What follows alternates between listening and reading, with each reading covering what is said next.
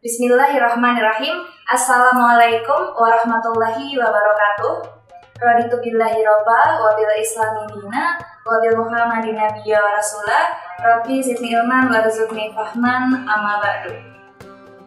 Halo Sobat Itjen di seluruh Nusantara, bagaimana kabarnya hari ini? Semoga dalam kondisi sehat selalu dan mampu menjalankan ibadah puasa dengan sebaik-baiknya. Sobat Itjen, di kesempatan sore menjelang maghrib ini, kami hadir di acara terbaru Inspektorat Jenderal Kementerian Agama, yakni Oase Ramadan. Ramadan daripada gibah, mending cari berkah. Nah, di kesempatan sore hari ini kami akan menemani Sobat Itjen untuk menunggu azan maghrib berkumandang sambil mendengarkan tausiah yang menyejukkan yang insya Allah akan sangat bermanfaat untuk kedepannya. Oke, ini dia Oase Ramadan. Bismillahirrahmanirrahim. Assalamualaikum warahmatullahi wabarakatuh. Alhamdulillahilladzi hadana lihada wa ma kunna linahtadiya laula an hadana Allah.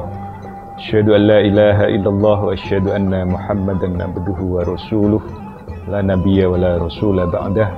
Allahumma sholli wa sallim wa barik ala sayyidina Muhammad wa ala ali sayyidina Muhammad, amma ba'd. Ma'asyiral muslimin rahimakumullah. Sudah sewajarnya apabila seringkali manusia dihinggapi rasa galau, rasa gamang, gelisah dalam menjalani hari-harinya.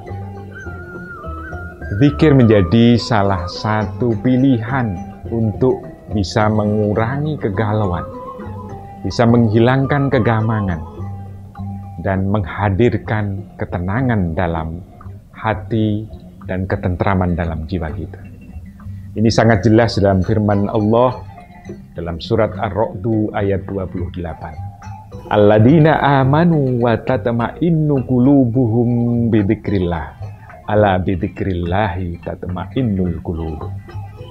Yaitu orang-orang yang beriman, lagi hati mereka menjadi tentram dengan mengingat Allah Subhanahu wa Ta'ala. Ingatlah, hanya dengan mengingat Allah Subhanahu wa Ta'ala, hati akan menjadi tentram. Zikir yang dimaksud dalam ayat ini tidak sekedar hanya melafalkan kalimat thayyibah, namun juga disertai dengan upaya untuk membangkitkan kesadaran akan kehadiran Allah Subhanahu wa Ta'ala dalam diri manusia. Meningkatkan kesadaran bahwa Allah Subhanahu wa Ta'ala senantiasa melihat dan mengawasi segala apa yang kita lakukan. Kesadaran seperti inilah yang akan membuat hati menjadi lebih tenang dan jiwa menjadi lebih tentram. Sebab dengan kesadaran bahwa Allah senantiasa mengawasi kita, akan mengarahkan kita untuk berjalan berdasarkan dasar hukum yang telah ditetapkan oleh Allah Subhanahu wa Ta'ala, yang di dalamnya tidak ada keraguan, sehingga pada akhirnya dapat mendorong terbentuknya pribadi yang amanah, pribadi yang disiplin, dan pribadi yang taat hukum. Nah, kesadaran seperti inilah yang harus senantiasa dijaga dengan dzikir yang efektif untuk menemukan ketenangan hati dan ketentraman jiwa. Lantas bagaimana caranya?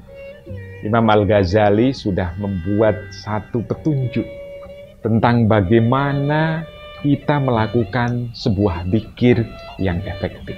Sebuah upaya untuk membangkitkan kesadaran dalam menghadirkan Allah dalam setiap aktivitas kita secara efektif.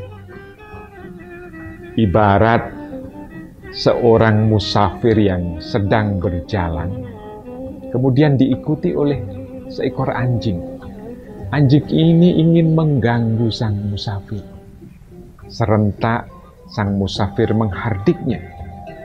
Ketika sang musafir menghardik dan di sekeliling anjing masih banyak tersedia makanan seperti misalnya daging dan tulang belulang yang menjadi kegemaran anjing, maka hardikan sang musafir tadi tidak akan dihiraukan oleh si anjing. Namun berbeda kondisi ketika di sekitar anjing tidak ada makanan satupun.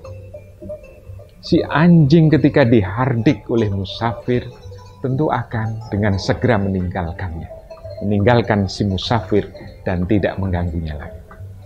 Nah, ini sebuah iktibar akan kegiatan dzikir yang telah digambarkan oleh Imam Al-Ghazali.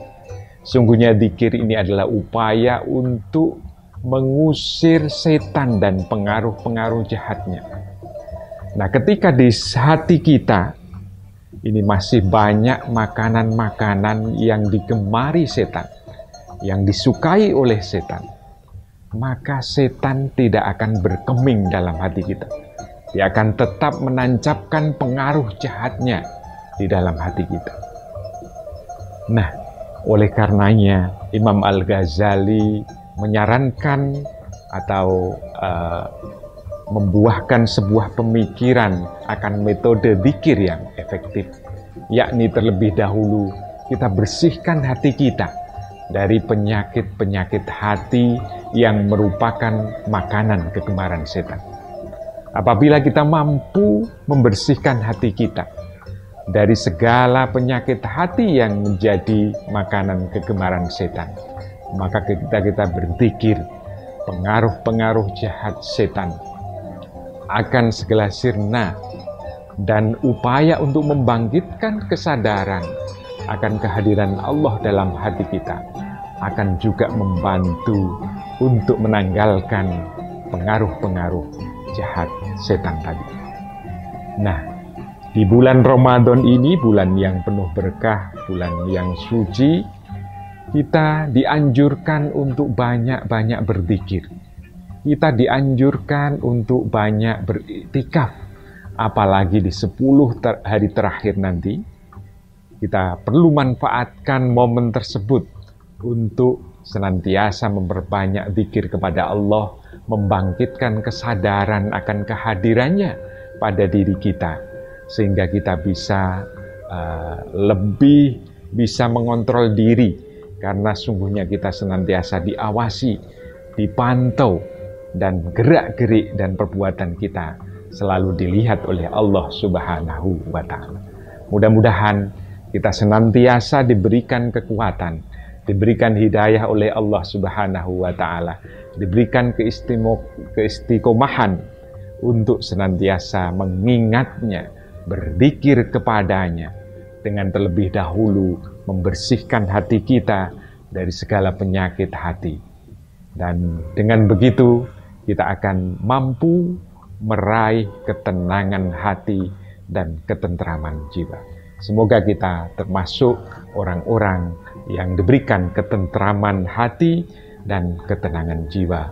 Amin ya rabbal alamin. Kurang lebihnya saya mohon maaf. Wallahul muwaffiq ila aqwamit thoriq. Assalamualaikum warahmatullahi wabarakatuh.